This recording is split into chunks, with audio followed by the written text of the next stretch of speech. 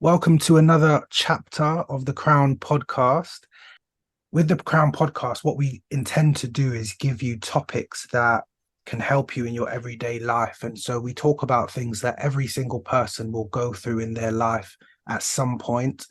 And today's topic, we're speaking about grief, and not just the sad part that comes with grief, but also some really actionable steps that people can take when dealing with grief and trauma and mental health difficulties. And so today we have Grace Graham with us today, who is a co-author in the new Crown Infinity book. She's also a wellness expert. She is the founder of Workspa. She's a writer, she's a creative, and just a breath of fresh air in times where, when we look on the news, there's a lot of negativity. When we look on social media, there's a lot of hurting people wearing masks, and it's just so amazing to still have examples of good people out there doing great works to help to make society a better place. So welcome, Grace. It's lovely to have you with us. Oh, thank you so much. And what a lovely intro. Thank you. So I mentioned grief, and Yes.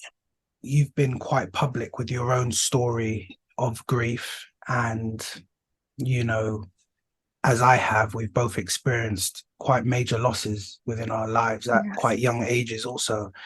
Um, and a lot of people don't really know how to deal with grief because we cannot wrap our minds around the concept of never, ever again. Yes. And you help people who deal with the pain that comes from grief, and but you do this from a place of your own experience. So can you just touch a bit on that and what compelled you to help people such a delicate topic? Sure. It's such a challenging topic, and I think it's something that we shy away from and we don't talk about enough really because of the pain that it evokes, I think. Um, and for me, it's, having experienced a lot of grief, losing both of my parents to cancer and my boyfriend when I was very young. Um, talking has been an incredibly healing part of my journey. And, when I was experiencing that trauma and that grief, being able to identify with other people that had also gone through those experiences was something that was really important in, I suppose, helping me feel seen, helping me feel understood. So it's really important for me to be able to carry that same message, and hope that through sharing my authentic experience, that it allows other people to also feel that they aren't alone in the experience. We're going to get back to that, the community aspect of grieving and bereavement. But one thing that I've seen in my works is that grief can bring other traumas to the surface. And I think it's because we're in our most vulnerable space. And Sure.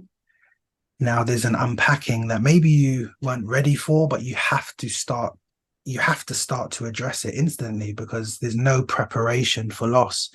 And so, we hear the sentiments like treasure the good memories.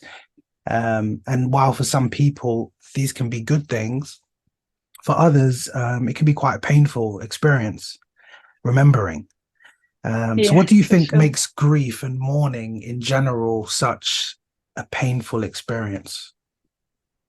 I think it is the finalness of it all. Like you said, that never being able to, have that conversation with that person again or have that Mm. contact or touch. And I think, all of our grief experiences are unique and different. And, I losing my father from a really young age, I was probably too young to really comprehend, all of the experiences and feelings that were coming up for me. Um, and particularly with my mother as well. I had such a strong bond with my mother. So really tried to understand and identify who I was then in the world without her was, Mm, really, really hard. It really kind of shook me to my core. I think when you have that person that evokes something in you, my mother was this person that really brought out a freedom in me, really brought out this liberation in me as an individual. And so when she, passed away, it was kind of rediscovering how I can still express that part of myself, but without having that person that is kind of the driving force for bringing that out of you, it can be really, really challenging. You have to kind of rediscover who you are, in the world. And so I think that, that can be incredibly challenging because it is this rediscovery when we lose somebody, this redefining. And also, I think what we don't talk about enough is that when we lose somebody, there's also so much tied up in that, whether it is unspoken conversations or things that haven't been resolved with that individual. mm, You have to find a way to find that closure. You mm, have to dig really, really deep to find that closure within yourself. And I suppose in many ways, unburden yourself of maybe the guilt or the shame or mm, whatever those feelings are that were unresolved. You have to find a way to resolve them within yourself. So, there was so much of that I had to go through with the loss of my mother because there were conversations that I felt weren't finalized mm,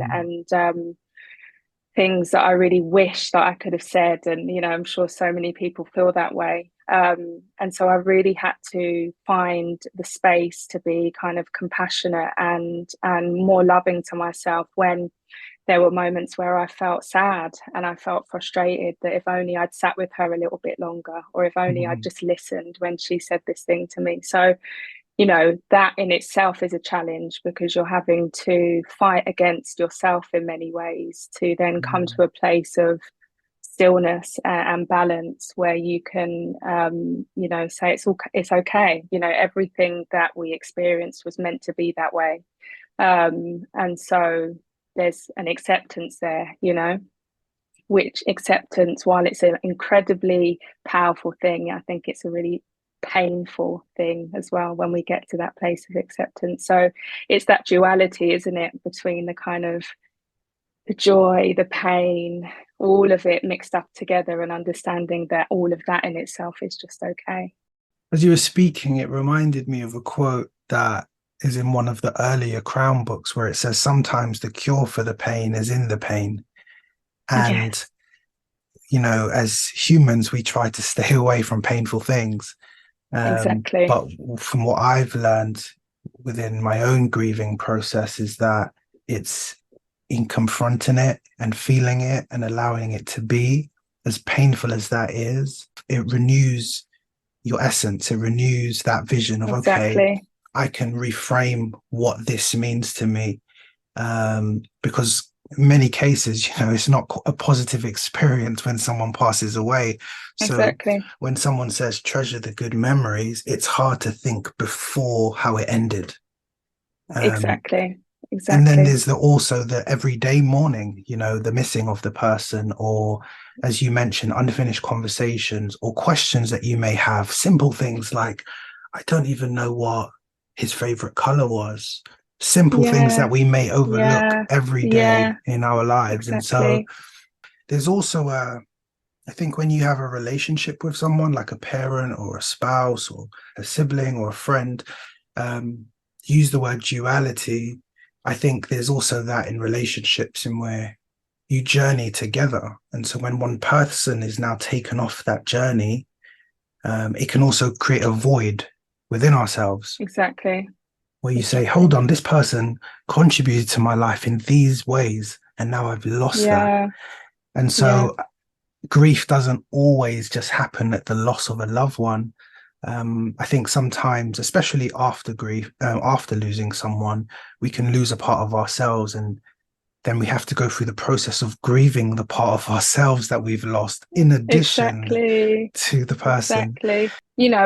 I'm a big believer in energy, and I think that everybody that we're connected to in this lifetime, maybe in some ways we make a pact to say we're going to come here and we're going to journey together and experience life together. So we're so interconnected in so many ways that is even so surpass what we could even comprehend, I think, you Mm, know. And so my mother and my father embedded in me parts of themselves, and me too, parts within them. So, you know, that interconnectedness is really profound, I think. And so when that person is gone, you know, while you are still connected energetically, there is still that huge void of the simple things, of the everyday conversation, like you were saying, that, you know, even yesterday it was my birthday, and I was thinking, what time was I born? And, you know, that's the stuff mm, I'd usually call my mum and say, Mum, what time did you give birth to mm, me? And we would have those beautiful conversations about, you know, her experience of birthing me into the world. And so there's there's all of those kind of missing links that we, I suppose, we lose. And in that, it is you having to kind of rediscover, but more remember, you know, that remembrance of, actually, do you know what, even though I don't have them in the physical space, it's remembering all of the powerful words that my mother imparted on me. You know, she would say things that were so powerful, but yet so simple, you know, like, don't kill the joy. And so in moments where I feel confused or I feel lost in the world without her, and in those moments of rediscovery, what helps me is that remembrance of those powerful words that she would, you know, say, or you know, just remembering her presence, really. And that's kind of what enables me to kind of move through those moments of despair, you might say. I think there's mm, something also really important to touch on in the kind of rediscovery of the ecosystem of what your family may have once looked like, mhm, because you have to relearn to love people in a different way after loss. So, you know, I'm very fortunate to be incredibly close with my siblings, and I've got two younger siblings. Well, they're adults now, but, you know, they had a mother. And so in her loss, while at times they still needed me to be that maternal energy that she once was, I also had to understand that I had to respect their boundaries, you know, and really what they needed from me was not a mother, but a sister. And so we had to relearn in many ways how to love each other again in her absence, because, you know, it was challenging. And in many ways, I'm incredibly fortunate that in the end it brought us much stronger, and our bonds are really, really strong.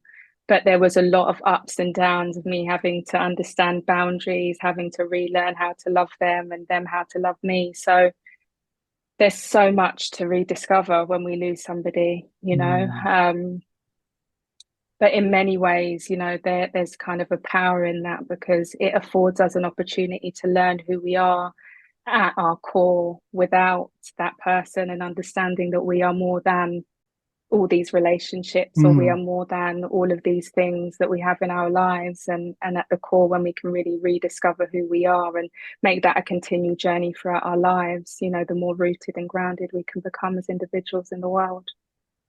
I think that's so beautifully said.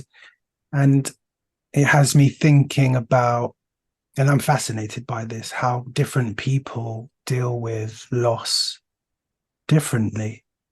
There are some people who, once they experience it, they go almost numb, and Mm-hmm. they just go into overdrive and work, work, work, and they're super productive and they accomplish great things. And it's almost as if the acceptance part just happen instantly, right? And then you have those who, you know, they look at the calendar for special dates, they write things down and they Yeah. celebrate every birthday, every anniversary. Yeah. I'm one of these people. Oh, it's You know, beautiful. and you know, they go to cemetery, they're really still Yes. living as though the person is still here. Yeah. um but with that, it can feel like you haven't moved on. And the emotions, you feel them every year, same dates, same Yeah. times, and then you Yeah. think back to how was I last year, and the year before, and the year before, and the year before, and what we see, a lot of time has gone by. And then you can start to feel quite bad and think, you know, everything's moved on with life, but I'm Yeah. still feeling the void. And I've spoken to a lot of people who are on that side of the spectrum. I think most people are on that side, Yeah, where it's difficult, where it can take healing takes a very, very long time, and it can be exactly. frustrating. Some people can say, I feel like it's taking me too long, and I think patience is very, very important in this part I agree. of in this topic. And I just want Sure. to know for you, like, how important has patience been for you? And then being non-judgmental with how long it takes. Yeah, I think that it's so important to, as we say, give ourselves compassion and grace on the journey, and really important, I think, for anybody that's supporting somebody that's grieving, to not try to dictate what their journey looks like. As we know, it's a difficult topic to talk about, and so at times I think we can want to try and hurry up a person's grief journey, or we just want them to feel better. We just want them to Mhm. be happy. And in that, I think sometimes that can be more damaging. So I think it's for me, it was really important to take ownership of my journey and to not allow anybody to say if I'm grieving in the right way or not grieving in the right way, but just to know that it's my journey. And Mm. so in that, I've had to be just really gentle with myself. Some days I can look at pictures and videos of my mum. Some days it's just way too painful. And that's all okay. And so it's just being really, really mindful of what my journey looks like to me. And yeah, having a softness in that process, I think, is really Mm. important. But yeah, I know when I lost my boyfriend, I mean, I was very young, and for it took me a very, very long time to let go of that. It took me a long time to allow anybody else into my life. And it was years later, and I still had, his picture up on the wall, and and I had to kind of sit down and say to myself, it's time to let this go. And while Mm. he'll forever be in my heart and always be a huge part of my experience and existence in this lifetime, I realized that it was becoming unhealthy for me to a degree, and it was time for me to create some separation. So only when that is the right time Mm. for you to create some distance in order for you to be able to be in the world. And so I think I had to identify every grief experience in its own way, because all of my grief journeys are unique, and all of the stories are Mm. completely different in experiences. So than looking at it as grief as a whole, I really try to identify each individual relationship in a different way. And that Mm. meant that I needed to nurture myself differently through each of those individual grief experiences. And this is why I think everything has polarity. So there's that everyone has a different experience, everyone has different relationships with the people that they've lost. So, for example, the brother may be closer to the parent than the sister, or Exactly. maybe they haven't spoken for a while, and maybe the sister speaks every day. And so when you're now grieving the same person Exactly. at the same time, but from different places, I think that's what can make it challenging. But then the opposite end of it is, and I'm sure you've experienced this, that there are some common threads that Yes. most people go through when they lose someone. And we spoke earlier, or you touched on the community side, having people around you or speaking to people who have also gone through things, how much has helped you. Um, and so, what are some of these common descriptions or threads that you've noticed along the time in compared to your loss and other people's? Are there any themes that you see re-emerging for most people?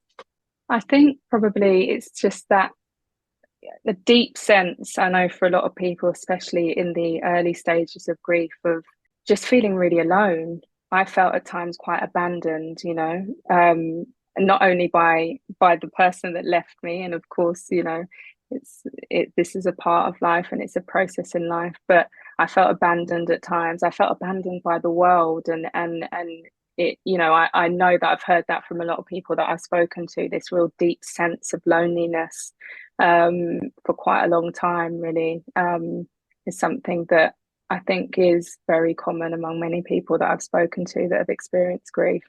When you lose someone, you feel a lot of the emotions at the same time, but then you feel different emotions after as time goes on. Even leading up to, if you know someone's about to pass, it's a different emotion. Yeah. And then Hmm. you almost have to adjust how you think about things instantly. And if you've never experienced it before, it could be quite life shaking. Losing my father definitely changed the course of my life and everything that I Sure. started to do after.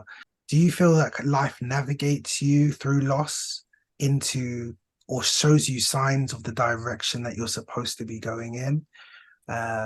Or do you think it's down to the individual to make a choice? I think it's a bit of both. I truly believe that, everything happens for a reason in one degree or another. And, my father had Parkinson's disease for most of my life. So I was grieving while he was alive. I was grieving the loss of this idea of what I wanted a father to look like in my life, a healthy father, somebody that was able to show up for me. And unfortunately, he wasn't able to due to his illness. So I was grieving a long time before he actually passed away, and while that his death was the finality of of kind of the next chapter of my life. There was that kind of experience of just not really understanding who I was in the world because I cared for him for a very long time. So that kind of kept me rooted in some ways in our relationship, And so when he was gone, I felt really untethered. Who am I? And I could no longer identify as this carer anymore. So it was really, really hard to kind of understand who I was in the world. And I think at that young age, I probably didn't have the tools really to kind of understand or navigate the grief. And so that led me down quite a challenging road, and it's when I look back in hindsight, all of that kind of challenge and upheaval really defined who I was, and in many ways built such a strong level of resilience that it was so meant to be, to kind of create the person that I am today, and in many ways to be able to give me much more of a rooted stability in the grief of my mother. Um, but yes, there is choice. I believe also, we can. While I think it's really important that we have to feel all of our emotions and allow our feelings and emotions to move through us, I really think about this thing about my mother saying, "Don't kill the joy," and life is to be lived. And so, and I think we see, it's a representation. My mother lived her life to the absolute fullest. Mm, She was a revolutionary. She stood up for equality, and she really was quite a powerful individual. And so, having witnessed that for most of my life growing up, mm, it's really, really kind of pushed me and spurred me to want to live a life that is as full and is as abundant and joyful as it possibly can be. And by doing that, I'm also reliving out her legacy, which makes it make sense, if that mm. makes sense. Yeah. It's that thing of, life isn't easy and life can be incredibly painful at times. And so if I've had all of these feelings, I have the choice to be able to make it something that can be much more joyful, that can be much more, peaceful. Mm. And so, in the loss of my mother, it's been really important to me to create a life of more peace and more joy. And in doing so, I continue her legacy, and that's really important to me. And I just mentioned, how, the loss of my father navigated me in a direction. It would appear that it's done the same for you, and you Definitely. made that choice. You did a bit of both. Life Yes, navigated you. yes. You didn't ask for this to happen, but it happened. And then you made a choice to touch on the very topic that you've just experienced, which is grief. And you've helped people in that space, and your Workspa company is about wellness and employee wellness. And um, do you find it rewarding doing this work, knowing where you've come from and how you were feeling when you were alone with it? Yes, so rewarding. And, I do believe that we all have a testimony, we all have something to share, and it feels really empowering to be able to have moved through it. There were times when I didn't think I would get through some of my experiences, and to be able to be on the other end, and being able to kind of pay it forward, whether we go in and do talks in schools, with young people about, grief or trauma, and in corporations. It's wonderful to be able to create a safe space, to feel seen. And, ultimately being seen and being heard is what is the biggest driving force for us to be able to heal in our experiences. There's nothing like somebody just saying, wow, I understand, or Mm. I've experienced that too. It can be incredibly life-changing. So I feel really fortunate to be able to have found the strength, to be Mm. able to carry a message. And help so many more people. Um, Often it's the case when you go through something, you just want to get through it. You just want to get through it, and you're not Exactly, you're not exactly. thinking about, oh my gosh, when I get through this, I'm going to help so many other people to Yeah. get through. You're not thinking Hmm. that. You just want to get through it. So No, I think it's exactly. really, really beautiful that you've used such a painful experience to bring healing to others. Hmm. I think that's very admirable. Thank Um, you. and I share that because although this podcast isn't about promoting people or brands or businesses, Hmm. there are also people who go through loss and they think their life's over. And so I think Yes. it's really powerful to see examples of people who have not only gone on and survived, but they've been Hmm. able to thrive after Yeah. coming out such a dark place. And you're one of these people. And so I celebrate Thank you, give you you. your flowers. I think it's Thank incredible. you, Steve. It's very kind. So on that, tell us a bit about the Prince's Trust, how that came about, and how meaningful was that from you, from the perspective of where you know you've come from? Yeah, I mean, I'm incredibly grateful to the charity. So I came to them, nearly 7 years ago, in the hope to develop, a business in well-being. And I went on an incredible program, an enterprise program. And during that time, you are taught all the many skills that you need to learn to become an entrepreneur, for example.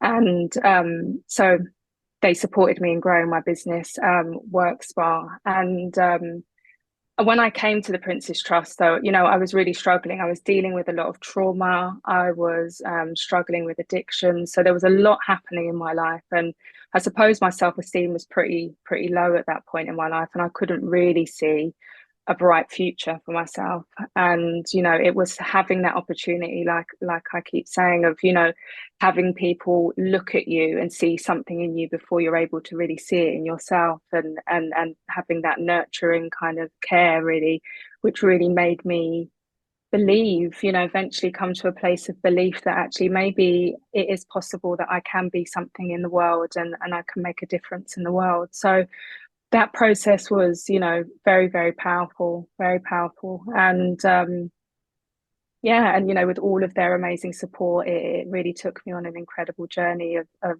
having a sense of belief in self, and knowing that actually, there's something to be done here, and there's a message to carry.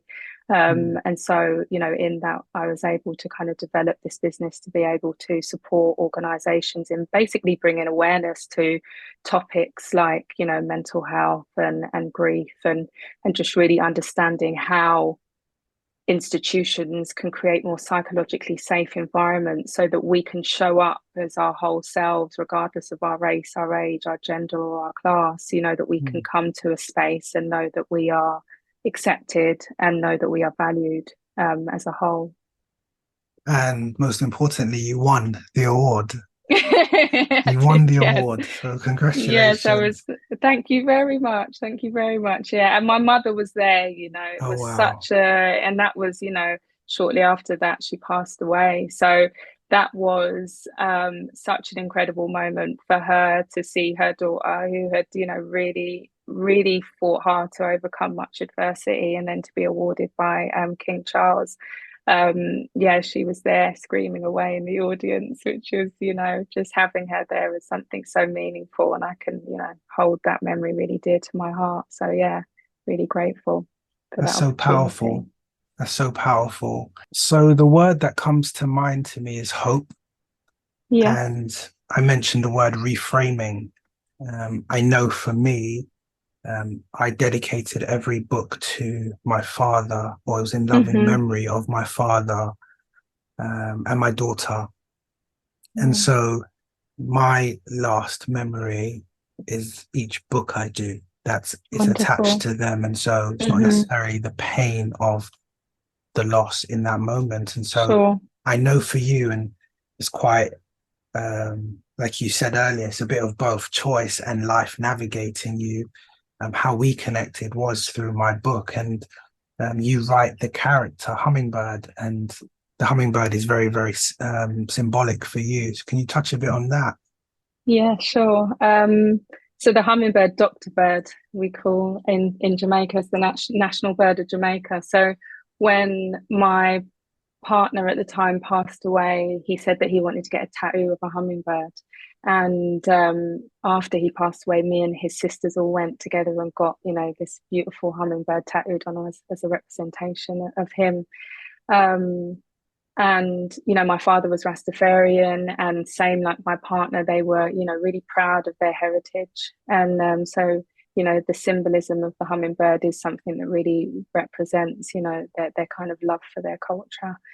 And but there's also something so majestic about the hummingbird. It's this just beautiful bird that has got so delicate but so strong at the same time. Mm, And that's just always really resonated with me. And so it's just something that really is really always been close to my heart. And so recently when I was on holiday in Barbados, we kept getting lots of visits from these hummingbirds, and it felt wow. so magical. And Mm, they say that it is almost like your loved ones coming to visit you.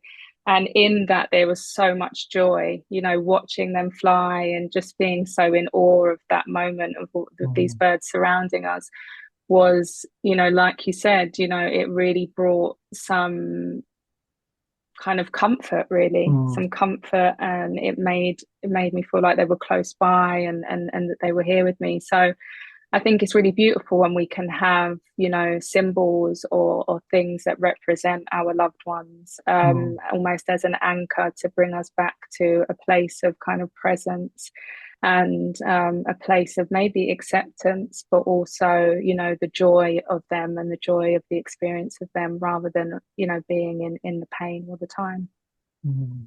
And when you speak on that joy, you've mentioned it a few times with, your mother's saying, don't kill the joy. And so in those moments when you experience that, or those hummingbirds, it must feel really good, almost the opposite of how bad the hurt feels. And it's Exactly. important to acknowledge those moments, because sometimes you need that to carry you through the next stage of your healing. And I don't know if we're ever fully healed. No. Um, but there are moments along the way that can aid in our healing. And then there becomes a day where you look back and it doesn't hurt as much.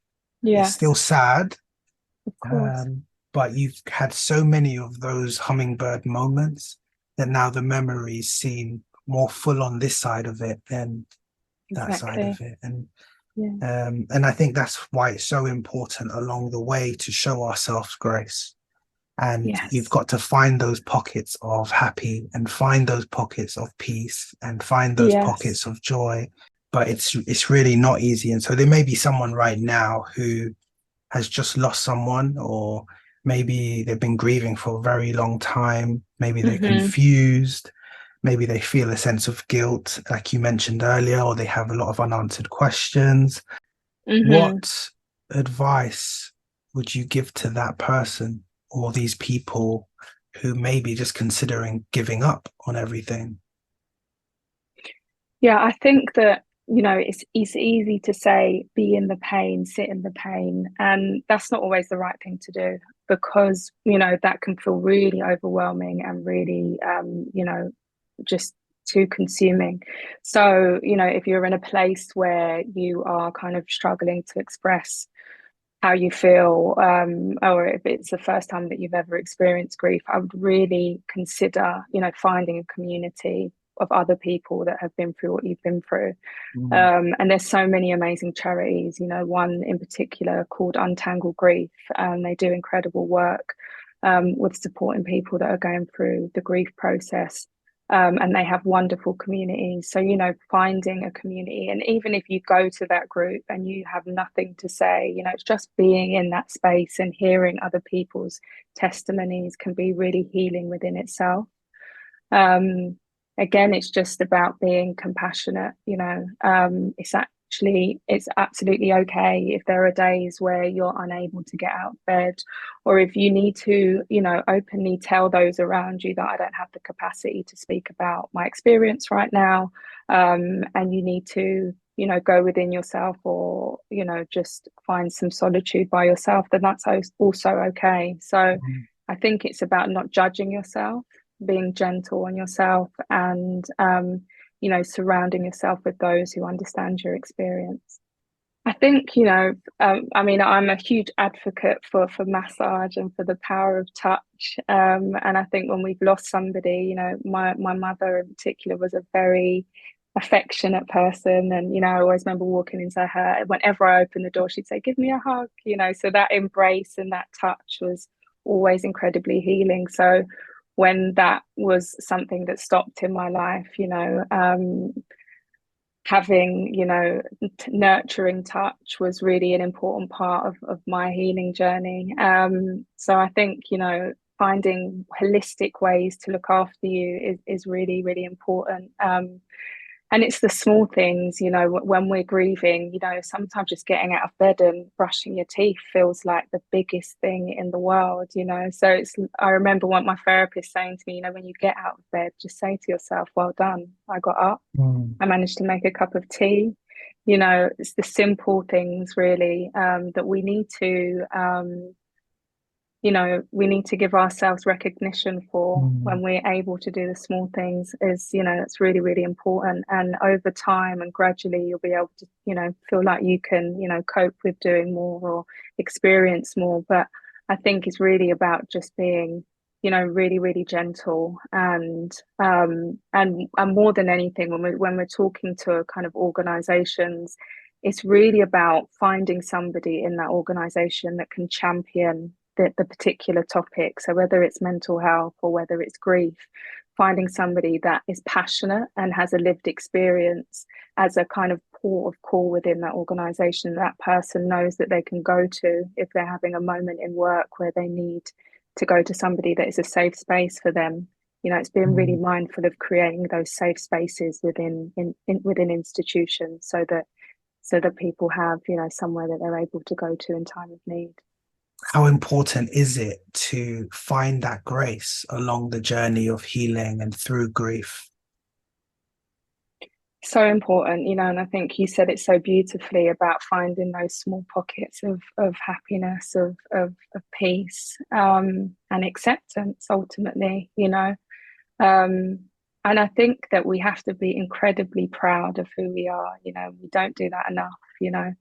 Um, and I say to myself, you know, my mother always used to say, "I'm so proud of you, Grace." And I don't have that anymore, right? Mm, But what I do have is the capacity to say it to myself, you know. And I really believe in celebrating the small wins. I really believe in, you know, praising ourselves, you know, and I do it as often as I can, you know, but especially in times when I feel like I might be struggling, I'll say, you know, just "Well done, Grace," or, you know, "It's okay that you made that mistake. You're tired today. It's fine." It's okay to talk to yourself, you know, it's okay to mm, praise yourself. And that's been a real huge part of creating softness for myself in my process. For many years, I denied myself of feeling because I had quite a negative connotation around vulnerability and expressing my emotions. So it's been a real process of digging deep, of being still, of allowing myself to cry and be in those moments. And in all of that, you know, there's a huge power in feeling. And, you know, I believe that you know, our vulnerability is our greatest superpower. And the more that we can get comfortable in our vulnerabilities, the stronger and more rooted we become as individuals. So grace comes in acceptance, and grace also comes in a love of all that we are in all of our capacity.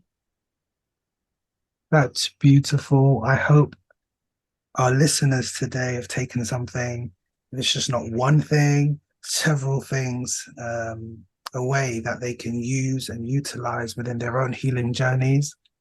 I thank you so much for sharing this time with us, sharing this space Thank with us, you. sharing your wisdom, your lived experience with us.